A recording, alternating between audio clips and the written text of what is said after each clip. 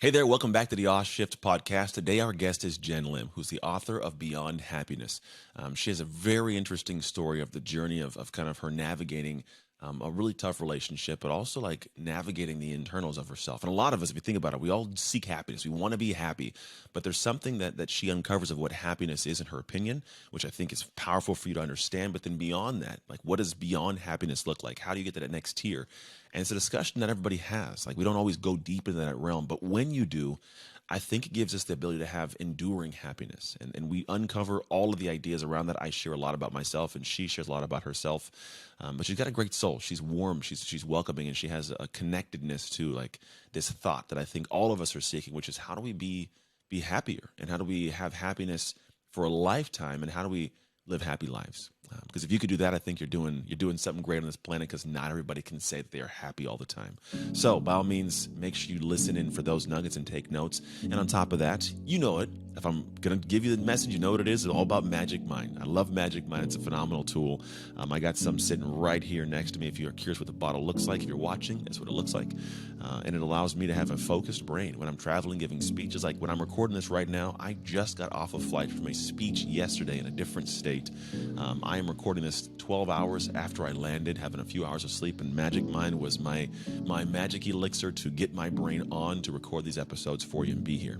So make sure you tune in and go grab this product. Go to magicmind.co, use the code AWESHIFT to get 20% off your very first order. And then, man, tell them I sent you, because at the end of the day, man, I want to make sure they realize the love I'm giving. And I think it's a great tool that you can utilize. I personally do every single day, not because they asked me to, but I was on this before they even knew that I was taking it. It's that powerful. That's it. Let's get into the show.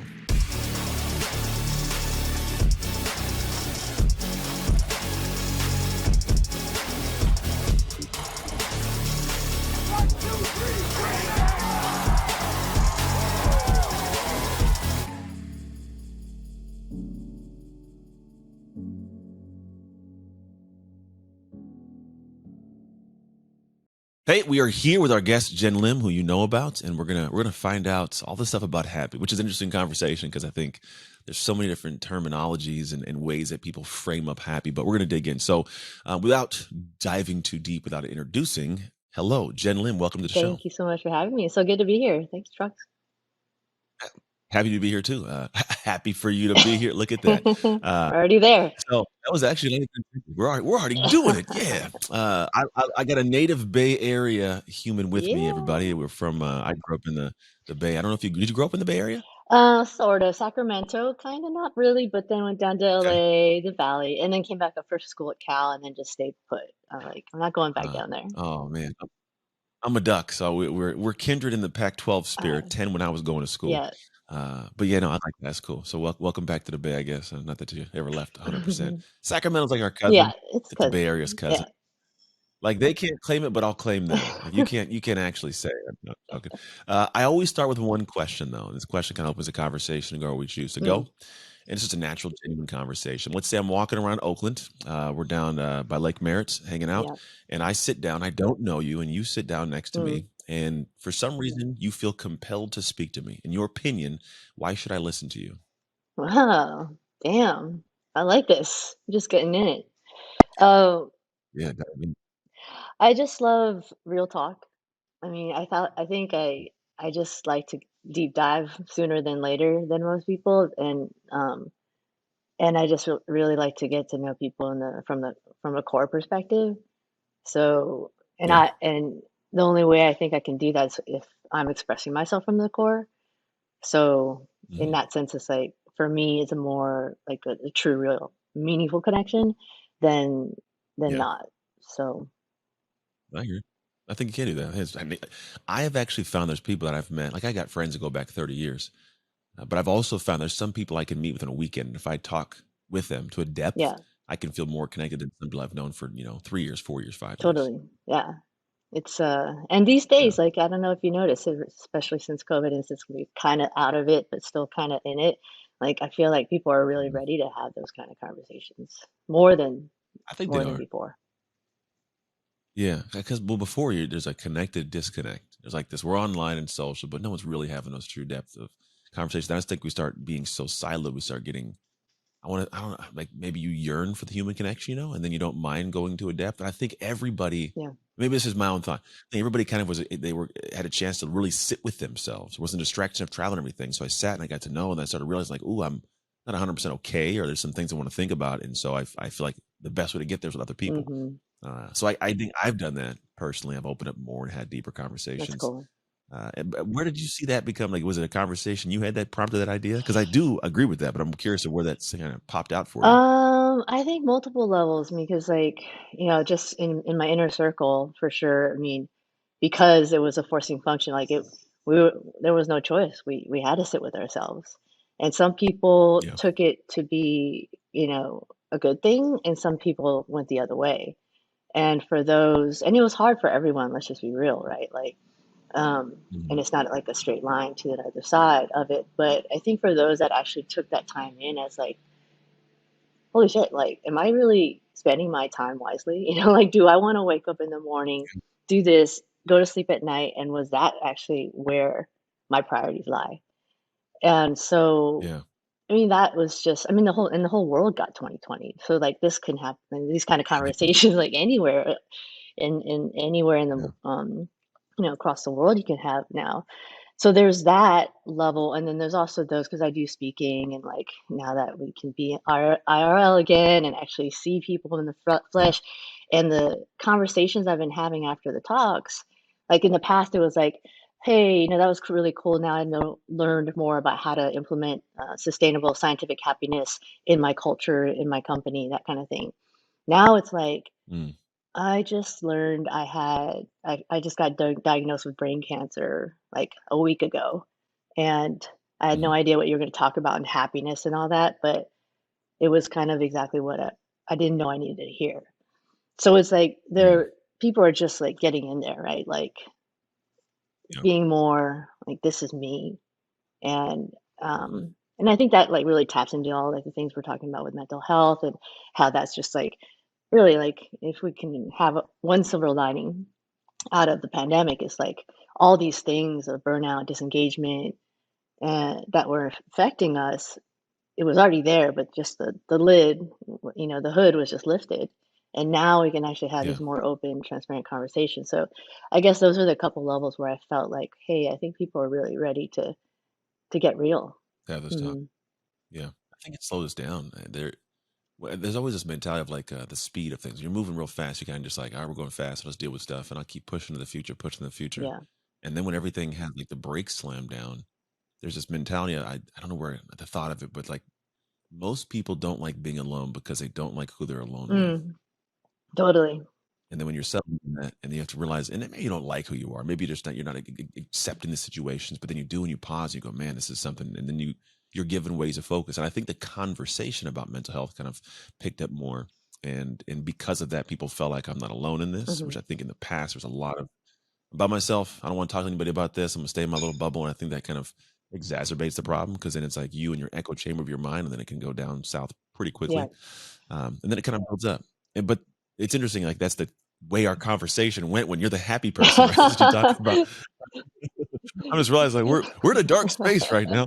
So all of those things Mm, combined, I guess we talk about that. How did mm. we? Well, break down, I guess, where the birth of this idea of the beyond happiness, everything kind of blossom into something. Yeah. So well, that was fast forward. Let's rewind first. Back Rewind, 2010. definitely. Before we go fast forward, Yeah. 2010 is when I launched a book with Tony Hsieh, who's the late CEO of Zappos.com, and that book was called Delivering Happiness. And Mm, we didn't have any idea how well it did, and realized there was demand for happiness in the world, and specifically for us, it was in the workplace at that time.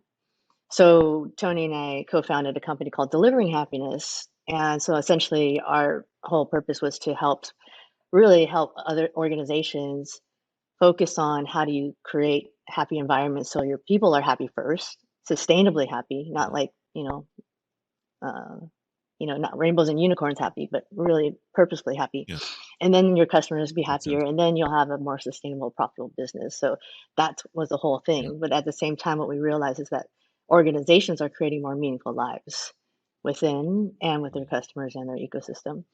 So fast forward now, So that was 12 years ago when I started writing this book.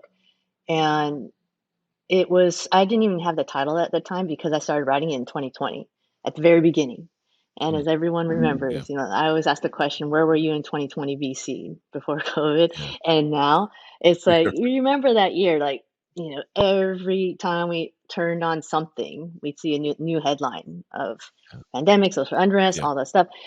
And so every time I read something, I was like, like that outline that I had for this book is just like, it's out the window. Like it was too small for what was happening to the world. And then fast forward yeah, to the end of that year, and I know everyone has a story of some sort of loss, some sort of trauma. And and then I lost Tony. I lost my co-founder and one of my best buds at the end of that year. yeah, So all these things were like, it's not just about sharing all these stories of like how we made all these organizations happier, more productive, more profitable. It was just like we're living in a new world, and I can still talk about happiness, but it really isn't about that anymore. mm, It's not about waking up, being happy all day, and then going to sleep and living the next day. Like it's just not realistic, and yeah. it's not being real. So that's why Mhm, I went beyond and really wanted to touch upon the other thing, the gamuts of really, if you, it's cliche, but if you want to feel those highs, you really got to understand those lows. By understanding true. those lows, then you can actually really fully ascertain. You're talking about sweeping things under the rug of like what's painful or what, of being uncomfortable with yourself. Like that's why we want to Mhm, turn on Netflix or, do whatever, something to escape from that moment of being still with ourselves. yeah, So that's why I wanted to yeah, go beyond to gotcha. reinforce the perception of happiness is not just this high state all the time. It's actually embracing Mm. those lows too. I get it. Yeah, I think there's something to that elated, happy, like at some festival or something. It's all crazy. Like that's not life. If that makes sense. Like I'm happiest when I'm sitting on the couch with my kids and my wife is watching some random show, and it's not this yelling to the top of my lungs happy. But I do agree. I think there's so much more experience of the happy because of the experience of the low. I can juxtapose the two and remember back to when like, oh man, I was in a funky place. So Yeah. the fact that I'm here, I'm like, oh, this is real good. It feels better. Mhm. It's like it's warmer when it's been cold, Mhm. so to speak. Yeah. You mind sharing some of your lows? Because obviously you're a human being, and there's gonna be people that don't know who you are, but how you've experienced, we'll say human emotions and experience. You mind sharing some of your lows? Yeah. Not because I want to go there, but I want to have people grasp what your experience of that is and why you're Yeah. the person to talk about beyond it. Yeah, I mean, I'm totally not afraid to go to in those lows, and I thank you for asking because, uh, yeah, because like there's so many, and I just stated one of them of Tony passing at the end of Yeah, 2020. But if I rewind even some more, like there was one moment in my life within a year. And this happened, I was a dot-com baby. I don't know where you were at that time, but basically Silicon Valley spit me out, got laid off. So that was a low. And this is like, I think pretty timely right now. Like a lot of people are facing this or the threat of getting laid off or just uncertainty of the economy. yeah, So that happened to me. And I was like, whoa, what a big, like I was like at the top of my game, dot-com baby. And then lost my job, lost my title, lost my status. And then 9/11 mm, happened, and then in the same year, my dad got diagnosed with stage 3 colon cancer. And that just mm, like talk about highs to lows. Like, I thought I had made, and then all of the things that I thought meant something, the money, title, status meant nothing at all. yeah, Lost my dad yeah, eventually, soon after. And so those like that 1, 2, 3 punch just kind of whipped me into shape of saying, look, what is meaningful to you? And I realized that misalignment of values.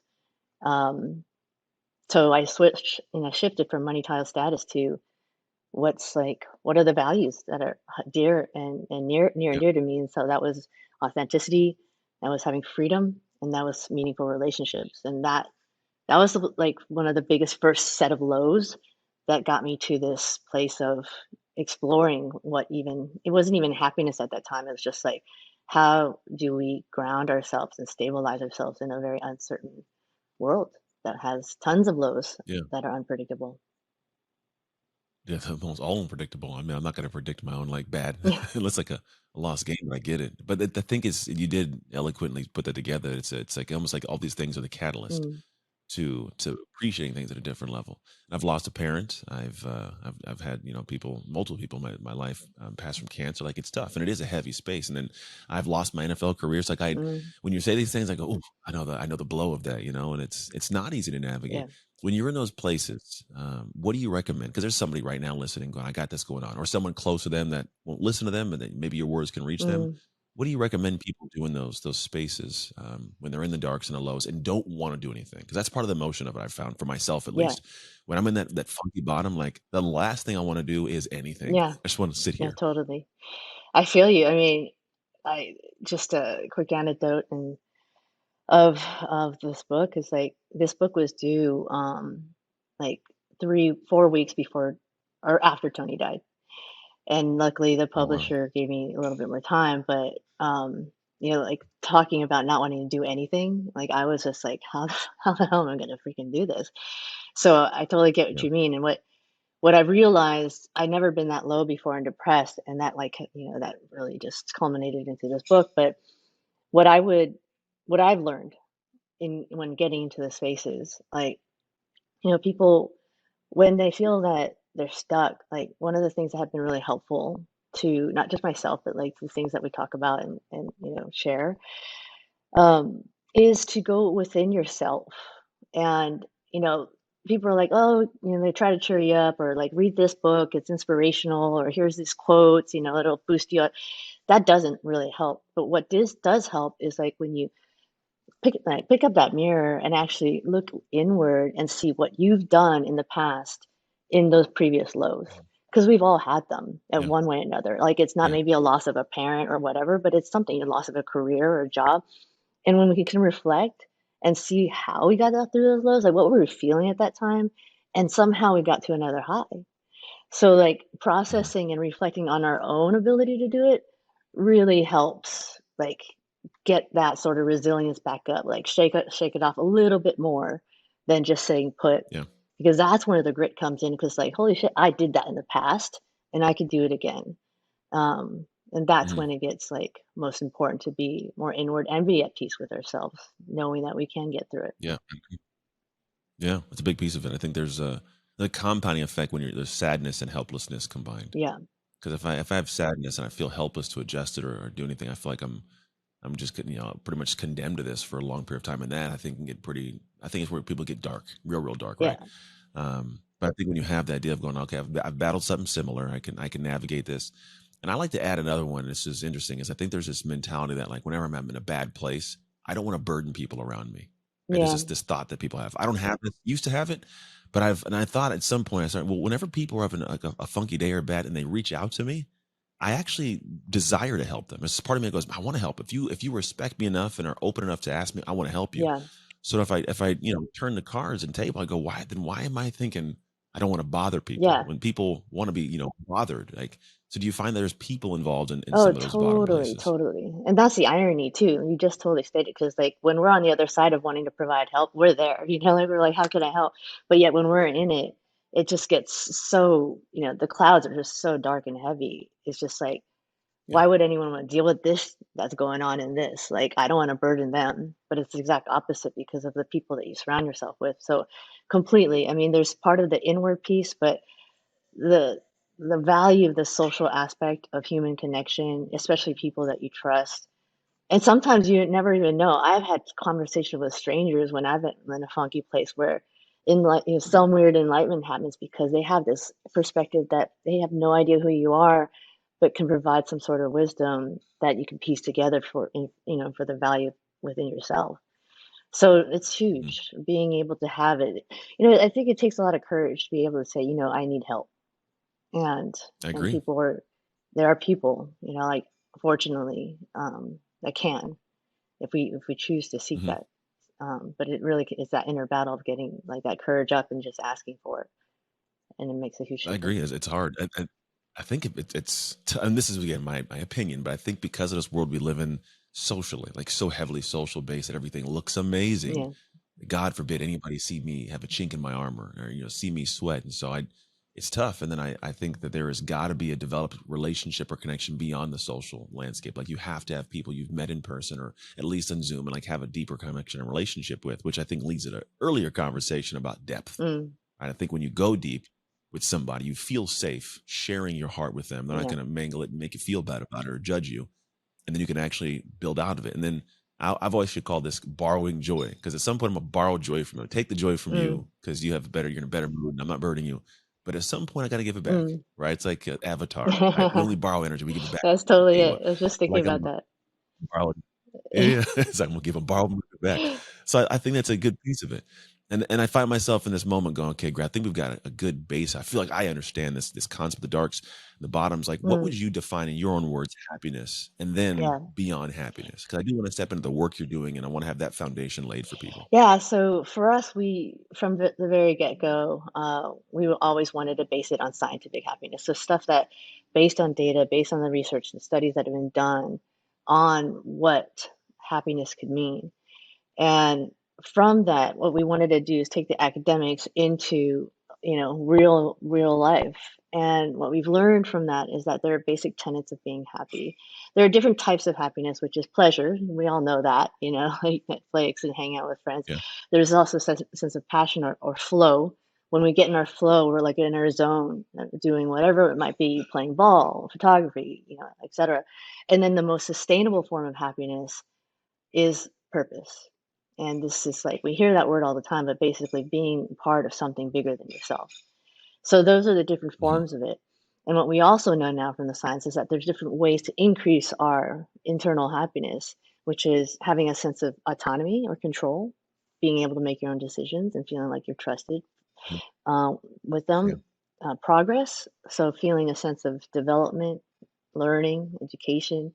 If you're in a huge project that seems like, or a job that seems like there's no end to it, at least feeling that you're making progress along the way.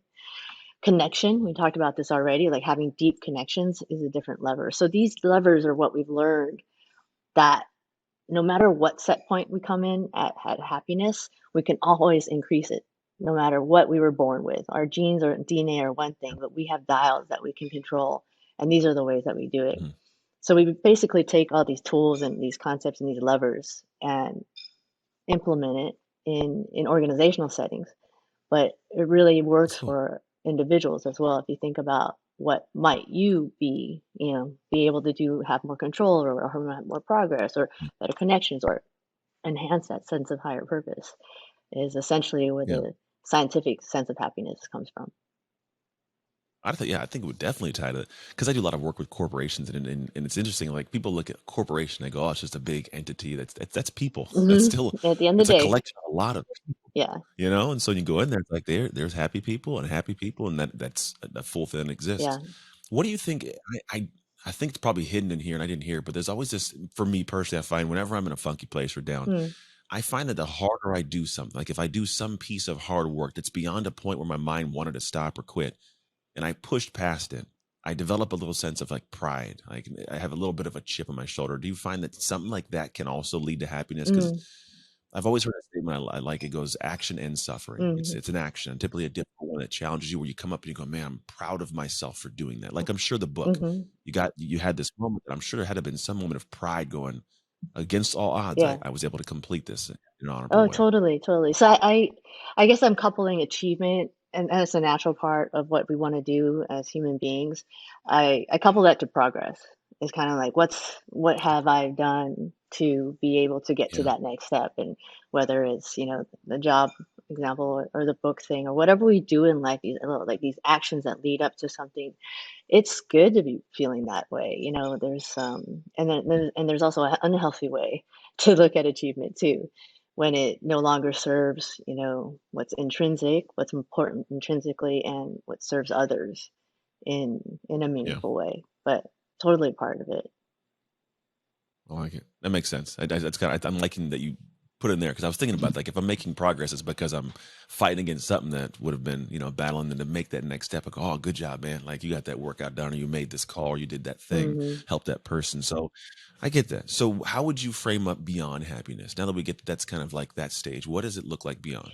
Yeah. So the biggest thing for me was like, okay, now that I learned that these things work, how do we take it to the next level? And not like, as I said before, I was writing this in 2020 while all these things were going on. So I think one of the things that were most important to me is like, how do we actually keep this kind of like formula of happiness no matter what kind of environment we're in? And especially with all this Mhm. chaotic things that happen, uh, it was really hard to have that sense of control. We didn't have autonomy. We didn't have that lever of that. We didn't have a sense of progress. We didn't have a sense of like in IRL relationships and all that. It was hard to even think about purpose. I mean, I couldn't even talk and say the word happiness for like a year and a half at least, right? With people and clients and just like people are just trying to get through. So for me, Yeah. going beyond it is really breaking down the perception of what happiness is. So I think everyone has a certain connotation of what it is. Like I agree. everyone's subjective about happiness. That's totally true and it's totally fine. But if we can get real with that and then think that that's not all what life should be or life is. Like a lot of people like that. All I want to be is happy. It's like, okay, that's cool, but is it really that? Is that it? So I Mhm. started formulating on something that was really important in the past, which was like as leaders, and I believe when I say leaders, like we're all leaders of our own work life, everyone. Yeah. And so Mhm. we used to say, as a leader, we want to grow other greenhouses, which is like we want to create the environments for others to grow. And Gotcha. at the same time, when 2020 happened, what I realized I was missing from that statement was that we're not nurturing ourselves. So as a leader, if we want to grow other greenhouses, we have to make sure we're nurturing ours at the same time. Yeah. So that's where I was trying to go beyond. I was just thinking like this is a Gotcha. process, this is a journey, proverbial journey, but that's real life, and that we step by step along the way have the ability to actually try and test and understand how we can actually nurture our own greenhouse and grow. Because at the end of the day, who in the Mhm. world does not want to grow? Some people might not want to be happy per se, but I don't can't Mhm. see anyone that was like, I don't really want to grow, in especially Yeah. with No, it's what happened in the last few years.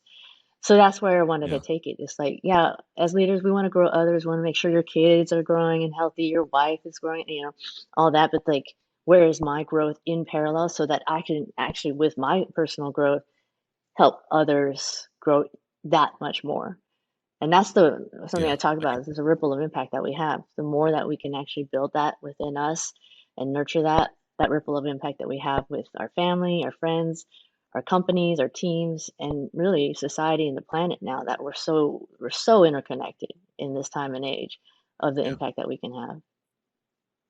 Oh, yeah, we're overly connected sometimes, in my Yeah, opinion. that's for sure. People know too much about too many things. No, I like where you're coming from with this. This perspective-wise, it lands with me because I've always looked at this. It's a weird metaphor, but go with Mm, it. I desired to be successful at one point. I'm happy with the success I've had, and then I get to a point where I go, you know what? I have no longer adopted the world's scale of happy or success, and so I'm happy with what my thing is. I'm in what I call season of dad right now. I don't desire to be on the road and being the guy. I want to be home with my kids, picking them up from school, doing sports with them. Like I want to do that until they're out of the house. So I akin essentially like this happiness thing to an actual. It's a weird metaphor, and this was a metaphor. I said, okay, at some point I've had success. I want to be happy, and I've done the things that I feel great about. But I find myself now in this season of dad, I call it, where like I just want to be home, and that's my own viewpoint. And you actually get to a point of having success and being happy, but then I go, man, I want to have more joy, more happiness. And I realize that in order for me to sometimes have more happiness, it's to have other people have happiness from what I've created. And so it's kind of like if I had 10 hamburgers, right? I had 10 hamburgers, they got to be eaten, right? And they're going to bring me joy to eat. So I'm eating one hamburger, I feel pretty good. I have, the second hamburger. And then based on what's the whole concept of marginal utility, at a certain point, like three or four, I'm pretty full. Like I don't have any more, but I really want to feel good still. What do? I give hamburgers to other hungry people. And then now we all get happier, right? And so I think there is that kind of mentality of like when I can go to the level beyond that, I feel good. And then I also realize I like the idea of growth. And I have children that I love to death. I got an 18-year-old in college. She goes to Oregon, where my wife and I went. I have twins that are 13, and I at some point want to be able to pass on wisdom. And I realize, well, the only way for me to be able to give him happy, to give him joy, to navigate situations is if I keep growing, so that I can have him grow beyond his point. Because the moment I stop growing as a dad, there will be a point in time in the future where he meets me at this point and surpasses me, and then he will no longer have me as that guiding force. And I think I'll be a little unhappy, like, man, I can't even help him. I don't know what he's dealing with, right? And he'll feel like, man, I'm by myself and siloed. So my growth helps that next generation. And so hopefully he's better than me at my age, at every age, if that makes sense. Totally, totally. It totally makes sense. And you better keep on eating more hamburgers if you want to keep growing too. You know what I'm saying? And making more hamburgers. I gotta keep, maybe not full all the It's the hamburgers. My wife will tell me it's too many hamburgers. being the hamburger manufacturer. But that's beautiful. Like I love the way that you've been able to identify and tie in how it's all interconnected in that sense, like with your own kids and with your wife. It's just like they're like happiness is contagious, and it really is true. I mean, it's just there's there's the boundless sense of what it can mean, and when you give it to others, it's interesting how like the more you can actually focus on your own happiness, it's not selfish at all, because people have this person like this thought that, oh, it's just so selfish to seek happiness or pursue happiness in your life. But the reality is, like, the more you exude it yourself, the more growth you exude within yourself, the more you're actually exuding upon others, and that adds to your own happiness. I agree. Well it's kind of like putting the mask on first in the airplane. Like, I can't. Oh, totally. Yeah. Totally. So what's the work, like, I guess, what's the work turned into now? You've had the concept of happiness, beyond happiness, and you have like Happy Palooza and all that kind of stuff. What is what's the work turned into in time? We're still, helping with organizations, companies, governments, hospitals around the world in really helping them implement some, this organizational change. You hear something weird? Yeah, you hear like a whirring noise? Yeah. It's like climbing in loudness. I know. Do you hear it or you don't hear it? I do hear it. Oh, it's gone. Oh, no, you touched your ear and it disappeared. Oh. Did you see it? I don't know what it was. Yeah, anyways, we're good now. I don't know. I took off my AirPods too, so I'm not even sure what it was. Who knows? Technology's lots of fun. My guy Yaresh will edit that out. But can you go back and say what you had been mentioning a moment ago? Yeah, so you were asking about what we're doing now. So, like, in addition, so we've been continuing our work in what we've been doing with helping organizations really systemically, and now like DEIB is such a big part of it, systemically change the way we work. The systems are run, processes are run, helping organizations, governments, hospitals, businesses around the world to help implement this kind of structure so that they can go inside out. And now that COVID has happened, and the last few years, what was so cool about one of the silver linings is that now we can really embed the conversations about mental health and the stuff that's beyond the stuff that we used to do. So I think it's just, if anything, the last few years has really deepened the stuff that we've done, so that people understand that it's not just those rainbows and unicorns that people are searching for or chasing. It's like people are basically, they want to show up as themselves. Authenticity is number one with happiness, and then feel that sense of progress and purpose. And how we can do that on a day-to-day basis is really what we're all about. But now it's just really cool to be able to talk, like, have that real talk about all the gamuts of what it can mean to try and live a fulfilling life. Not necessarily happy from beginning to end, but fulfilling. And a big mantra for mine is, a lot of people are just obsessed with leaving a legacy. And to me, that's not what it's all about. It's like, for me, it's living the legacy, living it today, instead of thinking about what you're going to leave behind. And those are the people those are like unsung heroes to me, because they're the ones that are just actually living by not just their values or purpose, but those with a sense of true empathy, compassion, vulnerability, the things that make them human. And those are the things that they'll be remembered by, rather than all the other accomplishment and achievements that they might have done. I agree. It's funny you say that, because it's almost like a natural, I think, journey. Once like you're kind of growing up, you have this big wide eye, like, I could change the world. And I'm not saying you can't. Some people can, and it's beautiful to watch when they do. Statistically, the majority of us don't actually do that, and it's not that we're not trying to, but it's just hard to really reach and impact so many minds. And so I find that there's a journey and a level at some point where I want to go outward and do all this. And then I lost sight personally of like my home, right? At one point I was divorced from my wife. We got remarried 3 years later, and You know, none Oh, of the wow. kids have like an anchored, present father, but there's a window of time and I was like, I'm gonna do all these things and I'm gonna be the guy, and then you realize like, no one's gonna remember me, like not that they're not in a bad way, but it's like Yeah. think the humans that we do remember, there's not a lot in comparison to how many of us there are.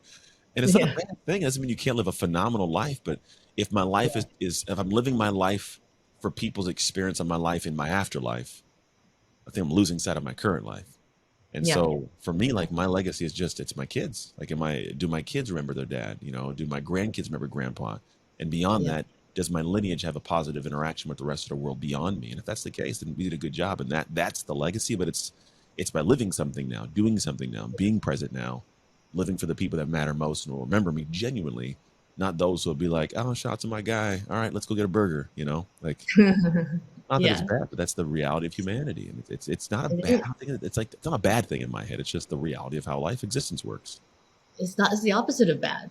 I mean, I think that's the epitome of what real living is all about, and it's awesome that you got there. And I would just hope that more people can get to that, understanding. Because you're right. I mean, right, especially because we're so interconnected, if not hyper connected, as you said, like it makes that whole thing of changing the world that much more. Oh, that's what I have to do. That's on my charter. Mm-hmm. But what I say is like, don't think about changing the world, just change your world. And when you change your world, then that's when you're changing the world, Yeah, actually. I agree. Um, but It's not easy though, because it it's like ain't easy at all. yeah, because on one side it's hard to do that. Even your world's a big world, right? Anybody's there's a lot going on in there, But on top of It that, it gets to the thing where people like you're killing one of their dogs. Like you're gonna kill my dream. Like I'm not killing your dream. I'm just giving you a dream that's gonna give you joy, not rob it. yeah. So, What is it you're passionate about now? Like I get that this is the realm. Is there anything that's kind of nuanced or new or a spin-off of that like you're like this next year, 2023, I've got a heart pull in this direction? yeah.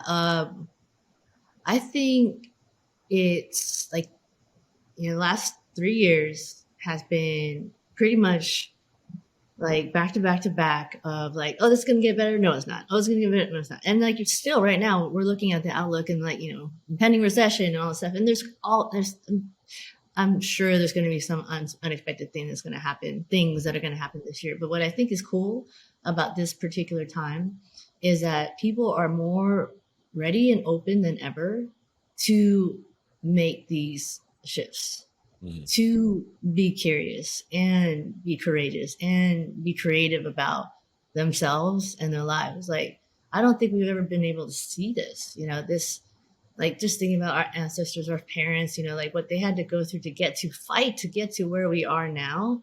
Yeah. And they succeeded.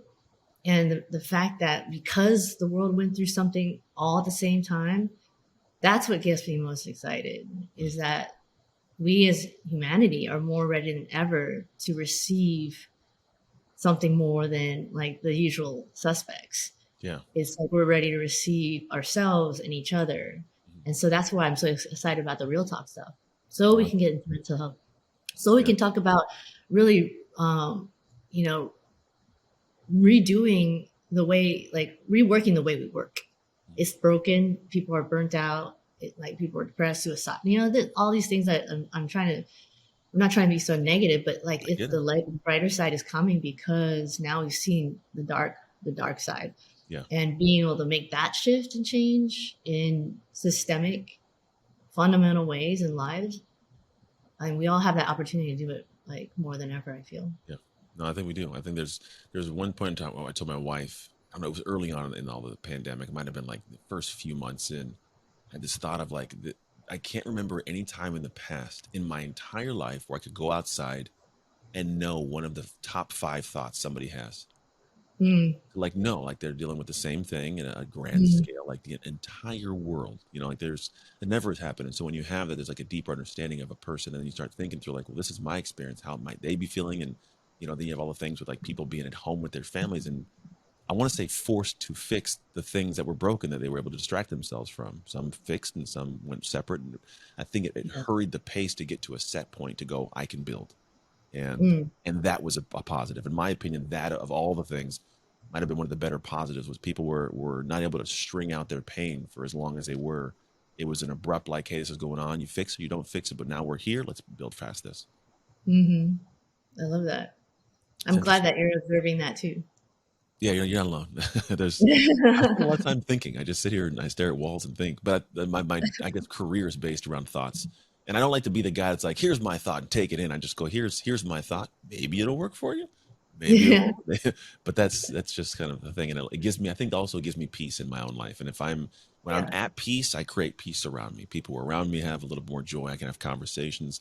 I love to have like these kind of conversations with people that may not agree with the same beliefs or have different, viewpoints. And I don't Yeah. take it as just because your belief exists, it's an active attack on mine. I just go, Yeah. that's interesting. It's your belief, and I want to understand it because it make understand me more. And like I think it get moves and grooves. So it's a journey I've Yeah. enjoyed doing. I haven't been a former NFL athlete. This was not my normal set point for mentality. I had way different perspective, but I've grown. I know, right? Everybody grows, right? That's what's so awesome about it, though. The way your path and journey to where you got now, and having this perspective that is so worldly and so tapped into like true sense of grounded humanity is pretty cool. And Yeah, that's just like, I mean, keep on keeping on. I'm sure you're going to do it anyway. But like, if we can have, imagine with the level of divisiveness that we have in just our communities, a society, our country, or the world, like the more kind of conversations we have like this, and this is where, this is where the interconnectedness, it really comes to scale and tips that level of divisiveness back to a better yeah, sense of I'd unity. agree. I know. So that's a good part about podcasts and conversations is anyone can get it out there, and if it's a good thought, hopefully it takes some legs and runs. So Yeah. we shall see. All right. Awesome. Last couple questions. One, where can I send people to get the book, get more of you, tune in, tap in, like join part of the movement you have going on? Yeah, so I put up a website for the book. It's just jennlim.com, jennlim.com. And then the company is deliveringhappiness.com. So if you want Mhm. more information about like how team stuff, like getting connected again, thinking about how to be grounded in uncertainty, and yeah, just take a look and let us know if we can help. I mean, that's what we're here for. I like it. All right. Final question. You can Yeah. frame it however you choose, but here's the question. What promise did God or your creator make to the world when they created you? Wow. Um,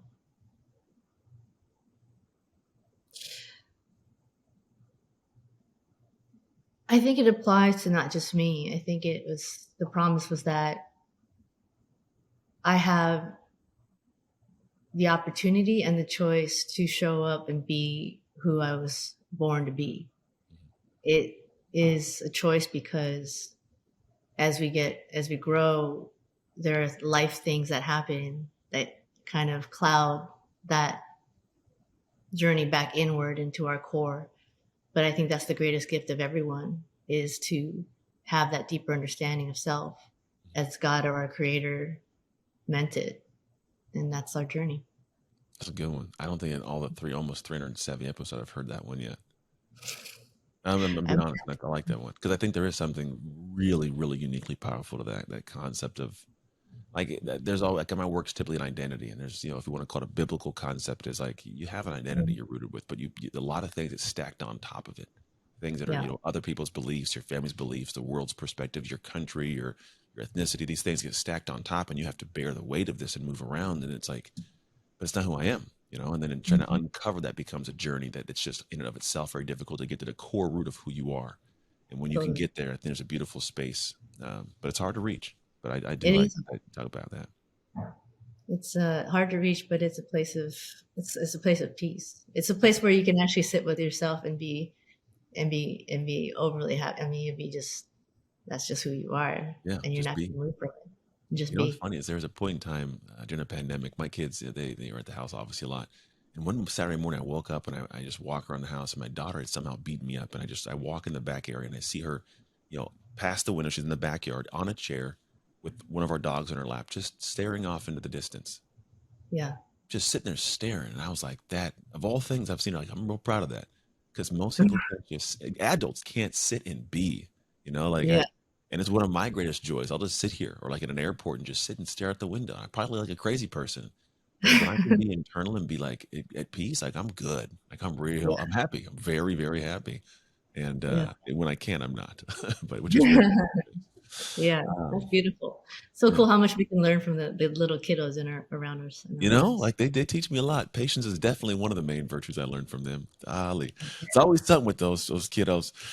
But no, it's a beautiful joy, man. I love my life, and I love finding ways to bring other people's lives into my circle, like we're doing now, and then share with the rest of the world. So I appreciate you coming and hanging out with us. Genuinely, Likewise. genuinely do. Those of you guys who are tuned in, still hanging out with us, thank you for being here. You could have been anywhere else in the world. You chose to come hang with us. Now, a couple things. One, if you enjoyed this podcast, I would love for you to rate and review it. And also, if somebody in your world needs this conversation, like maybe you're too close to get those words through to them, but send a share, like it's real quick, like hit a button, share the link to them, and then listening to it could be something that changes maybe their entire life. You never know, but take that shot. Send the message over to them. Outside of that, thank you again so much for hanging out with us. And as always, make the most of your awe shift moments. You can make shift happen. It's Anthony Trucks and Jenn Lim signing off.